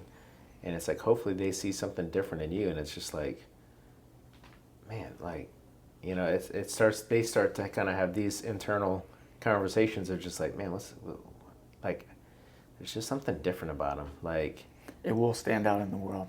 Yeah. It will, and does, and will continue to. Okay, 2 last questions. Okay. 1, build up to the last question. So, talked about a lot, actually some questions. What is something, you may have discussed it already, but what is something, maybe a topic you've been wrestling with, or a book that you just read, or a takeaway that you just had, or something that's like really been eye-opening lately that I didn't maybe ask you about that you would want to talk about? Could be anything. Business, marriage, faith, Man, probably, it's like something, so I heard something and talked it out with like many, but identity has been something that's just like goes back to the person of Jesus. It's like, man, sometimes you think it can't be that simple. Like it can't be. It's got to be, to an overthinker like myself, or like someone that just like, I like to analyze and be data driven. Like I got a Whoop on and a Garmin. Like, it's like it needs to, sometimes it just, in the making of the sense of things, that's where it's like, okay, the trust is, I have to make sense. So when it makes sense, then I can trust, and then I can, go forward. That's why, like, I think I'm reminded of the things that I did in the past where I didn't have, the path. He just gave me the like, here's what you need to do it. And he knows me better than I know myself. And it's like, if he showed me the path, I'd have been like, nope. You're wrong. No, that ain't it. That's not the path. He just gives you the next step, at least for me. Just gives me like, hey, this is it. And then when you do that, then I'll let you know what the next step looks like, or the next, whatever that it is. And I think it's because he's kind, he's loving. He like I said, he knows me well enough to know that I only can be told just that little bit, because otherwise I'm going to overthink it. I'm going to start, trying to, figure out. Now we got, Chat GPT and all these things. Like, it's like, yeah, information overload. And I think that's what our generation is kind of struggling with, is everybody knows what to do. I mean, whether there's experts everywhere. Whether it's fitness, diet, business. I mean, look, everyone knows how to grow a business, but there's only, there's so many plans, and everyone's a guru at it. Like, everyone's a guru. It's like, then who's actually a guru? So it's like, I think there's a lot of people that are talking the talk, but not many are walking the walk. So I think you said something like a book or something lately. So I tend to listen to a lot of things. I'm more of like podcast driven in that. So like, man, my pattern is like, man, I can listen to something and it just like, I'll just keep listening to it, and it just like, it just soaks in. I can read, but man, my brain's scattering when I'm reading. I don't know. It's hard to kind of stay focused on it. So I'm good at reading something like, I want to just knock through it pretty quickly. I can't like sustain, like do like a little bit every day, or like a little bit at a time, and just like kind of like do this long approach. So honestly, lately has been just like, man, just identity in Christ, just Jesus himself. I've heard someone say it's called proper Christology. And so it's like, that's what I said earlier, like Jesus is perfect theology. Just really just diving into that, and like really like that's why I was saying, there's been a wrestling, like, man, like, okay, what I've seen hasn't, like, some of these things have happened. Some of these things, like my mindset on just, I think the more you walk with the Lord, sometimes you can get complacent in things. Sometimes you start looking at, well, it's, who you're around or whatever that it is. It just seems it's more comfortable for them. I can remember going early in my faith. We did these conferences, which I would highly suggest any person to just go to a conference, go to. So one was a Passion. So that was Louis Giglio, John Piper, and a few others. Which, like, I still listen to John Piper stuff, and like he's like Dr. Scott can kind of expand on him. He's like one of these theological pillars, I guess, like him, John MacArthur, and some of these that are at least, like, he's passed away now, but just have been in that Reformed realm, and just his knowledge of the Word, and just been a really good resource. I can remember I listened to a message from him. So I'm this is early 20s. I'm in college. Listened to a message from John Piper at this event, and I remember, like, I was like, man, am I really saved? I can remember, like, thinking, like, and really what he said was, like, if Christ isn't rooted as the foundation of your life, and basically trying to pull, like, if he isn't the it for you, then, like, you haven't fully surrendered. And I was like, even back then I was thinking, I tried looking for the message, because it convicted me, and it just, like, caused me just to go deep. I'm like, man, there's more to this. There's more. And I remember the pastor earlier, Chris Lerma, had even said, like, he kind of had to, like, caution, like, y'all are, like, because we're all like, man, we're like, we need, like, we don't know where we lie with Jesus. And he's like, y'all are all good. Like you have to kind of expand on it. He's like, but what he's saying is you need to have him at he's the foundation. Like, he's not just like a little, like, I have some of him in the morning. Adding Jesus to my life. It's like, he's it. And anyways, so, like, going to these conferences, it gets you around other people, other cultures, but Jesus is typically their foundation. And so you get to just see it, like, man, sometimes, like, that was like an opener, like, man, like, okay, like, this is just, like, at other people that know Jesus that aren't in our city, and it looks a little bit different. Like, their personality is different, so Jesus looks different through them. There's power in that corporate worship. Man, and it was this was so they do it in Atlanta. So, like, now they're meeting at the Georgia Dome, I think. So, like, where the Falcons play and all that. So you get 70,000 people. And it's typically, like, college age. Well, then later on, a few years later, went to Chicago, and it was a Jesus Culture event. So Jesus Culture and Bethel are part of the same ministry. Jesus Culture was like the youth band, like, kind of like Hillsong United, if you remember that kind of realm. Yep. And so it's like the younger folk worship music. Yeah. And so, like, we go there, and that was probably, like, the catalyst to, like, man, okay, like, there's even, like I thought this was deep. Like, there's way more to this, because we go to that event, and that's Bethel in Reading, and at the time this was like 2011 maybe, I want to say. And what I didn't know, but I know now, like, they were having, like, like, that church was just getting poured on, like, by the Spirit. Like, it was just growing at a capacity, and, like, man, they were seeing miracles, encounters, like, so they come here, like, they're bringing, like, so we go there, and we're kind of I remember they had prayer, they had a room at the conference. So, like, this is like an all-day event, so a few days. But I remember they had a room that they literally is nonstop worship, prayer, whatever. And it just, the whole entire event just went on. It just kept going, like, never stopped. That's awesome. And, like, I remember I remember, so like, you have these, like, you go through, like they normally have like a morning session, lunch and evening. And we had some time to kind of play around and stuff, but like the focus was like, man, an encounter. And I remember going in that room, and it was a pretty sizable room. Like, I mean, it was like one of these convention, that goes in the stadium, but it was like inside, so it might have been like one of these little cutoff spaces, and it probably had a few hundred people in there.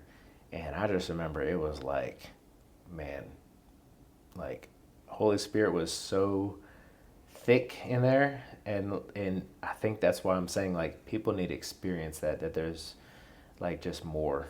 And it shook me. I just remember just like, man, I don't know what I'm experiencing right now, but like I know they all love Jesus and they just want more of him, and like they're expectant of him moving in wherever they go. And I just remember at that event, man, they had people getting out of wheelchairs. They had man, miracles left and right. I can remember so they had, man, now he's passed away, but so it's Reinhard Bonnke.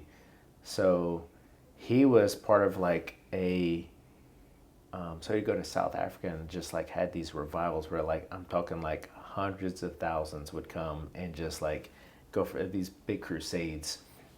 So he came, and I remember he was just like, like just was asking like, Holy Spirit come. And like, I forgot what his message was about, but he was basically just like, I don't even think he really taught that much. He's just like, we just need an encounter. And I just remember, so it was a stadium, it was probably like 20,000 people or so. And I just remember like everyone just had an encounter. And I remember like, man, the guy in front of me, at first I remember it was like a physical healing. Like they're like, hey, who needs physical healing? And this guy raised his hand. And so they're like, if you see anyone around you, lay your hands on him, start praying for him. And I was like, okay, like cool. Like, so laid my hands on him. And I remember like, it's still funny to this day. It's like, I just said like, in the name of Jesus. And literally like this guy just started he just started shaking, and he like literally fell to the ground and just like started like almost like convulsating. And my friend on the side of me like had been a little bit longer in his walk, and he's like, dude, he's like, that's he's got some demonic influence coming out of him. He's like, man, praise God, like, and he's just like kind of candid about it, just like, almost like in a humorous way. And I'm reminded of that moment so often, because we think it has to be some eloquent, like, man, like there's a, like I got to say all the right things. And it's like, no, he's just looking for people that are just obedient, just to lay your hands on somebody. That's it. Like, I remember that happening, and just having those encounters, going into that, those rooms, and just feeling, it's like those times, like even now, Morgan and I were talking about just like traveling again, and just kind of going out, getting outside of our comfort zone, and just what this even looks like, getting around other people that are just, man, just on fire. Like, because, you got to fan the flame. Like, you can get stale and just kind of get into, just going through the motions. And so we're talking about that just just recently, and it's like, man, it changed my walk for the better. Like, when that happened, just seeing that encounter, like, I'm looking for that now. Not in an unhealthy way, but just to say, like, there's more. Like, it just broke off like some kind of frame or mindset of like what it needs to look like. And even now, I think God still does that with me. When I think it has to look like my quiet time, whatever has to look like, it needs to be, looks like this. Sometimes it's like, nope, like, and then with kids, it's like they can interrupt, and then it's like, I can get frustrated about that. And it's like, that's not, You're like, oh, my quiet time was ruined. It's like, I know, no. I know. But it's like, but I sit here and I am like, man, they messed it up. And it's like, can't mess it up. No. And it's because I'm putting such an emphasis on that, which I think there's good. We do need to have priority. And sit and do it. And I think that's healthy, is to have the priority there. But it's like, you know what, it's okay. Like, they also need to see mom and dad, you In the know, Word. and the Word In prayer. going just like, In hey, like, worship. so, yeah, It's just all- not to be so struck by that, just to be open to change. Identity in Christ and searching for the encounter, letting Jesus be all of it, all the time, and pursuing that. I love it, dude. Amazing. This podcast has been great. So I just want to honor you for a second too. I got one more question, but I want to honor you for a moment. Just say one, thank you for taking time out of your day, come and sit here and talk to me and lift up the name of Jesus in the office. Praise God. I mean, come on, bro. I'm on fire already. I'm sitting here and I'm like, I'm about to do some laps around the pond after this. But no, just thank you, man. It's cool to see how much you love the Lord. That's inspiring to me and encouraging to me, and just makes me even excited to crack the good book open again and just pursue this for my own life and bring some of this to my family. But also, dude, you can just tell that you are a good dad, a good husband. Like I saw that in the marriage group, and that you really care for your family, and you care for your kids, and you care for your wife, and you care for your friends. And that's cool for me to see, because I like to think that I do too. And so it's inspiring to meet another guy that's in business and likes working out and the things that I like, but also dude, puts heavy priority on marriage, family, kids, being a good dad, doing your best. So I want to honor you for that. And yeah, dude, you're just and a good friend. I see and you're good up and down and parallel. You're a good friend. It's also cool to hear how you pursue mentors, even though it's uncomfortable. You also disciple people. I've seen you meeting with people. You reach out and you offer a hand, and you're open-minded to a lot of people. So that's cool to see. And so, yeah, dude, just thank you. It's encouraged me to have this conversation today, but also call you a friend and just see how you live your life. It has built and increased and encouraged my faith even today. So thank you for that. Man, thank you for having me. Yeah, dude. It's an honor to be even sitting here just talking, Yeah. I think of it as just two bros just talking Hanging about out. Jesus. I'm surprised we didn't even talk about anything fitness related. So I was kind of laughing because I think I don't know if you remember this, and I thought about this. How we first met was I picked up some fitness equipment from you. Yeah, was that our first in-person conversation? I think that was. I think so too. I knew you at a distance somehow, through the church. Yeah. Probably just had heard of you, friends with my friends, and yeah. And so from then picked up my old garage gym equipment at our second rendition of the garage gym. And then, it's truly the Lord. I mean, God brought us to Youngsville campus. We had other plans. God shook those plans up. We were leading a group, and we said, okay, this is what God is doing. We don't even know. And we sat in y'all's small group, and now obviously it was all God appointed and anointed. And I know. Now consider y'all very great friends and special time. So it's funny how God works and interweaves all the things. I know. I was thinking, didn't have much to really I didn't plan anything. It was all just kind of impromptu. But I laughed. I'm like, I thought there'd be a fitness question in there, and so I was like, come on, Josh. It's The premise of this used to be God has transformed the podcast multiple times. It was supposed to be faith, family, fitness, and business. A challenge, and it used to be called Choose to Climb. Jesus was in there, but let's sprinkle all these other things I'm passionate about, which I still am passionate about. I love to talk about those things. Yeah. But that's good though. I've revisited and seen it multiple times that you said Jesus is all of it. If we only talk about that, if we only build up the name of Jesus and honor Him and glorify His name, then it's that's what it's about anyway. So it wasn't even my plan, but here we are. I know. We'll still get some workouts in though. Oh yeah. But okay, last question. So as we're closing, we talked about a lot, but say the rest of this was erased. You can't leave any message. There's no more books. There's no more anything. There's no more messages to leave. If you had to leave the people listening, your family, your kids, whoever, if you had to close it out in a couple sentences or one theme, if you had to leave them with one thought, your final message, the only message you could leave, what would that be? Oh, that's heavy. I got to think about this one for a little bit. Usually I'm an external thinker, so it's going to be... I think, man, a life submitted and surrendered to Jesus is a life worth it. It's worth it. If I can look back and look at my life and look at, man...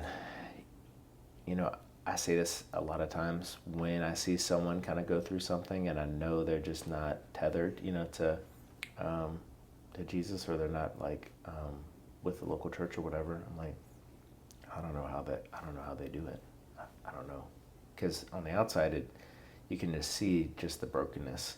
And I'm not saying like because we know Jesus that we don't go through trials and tribulations and things like that.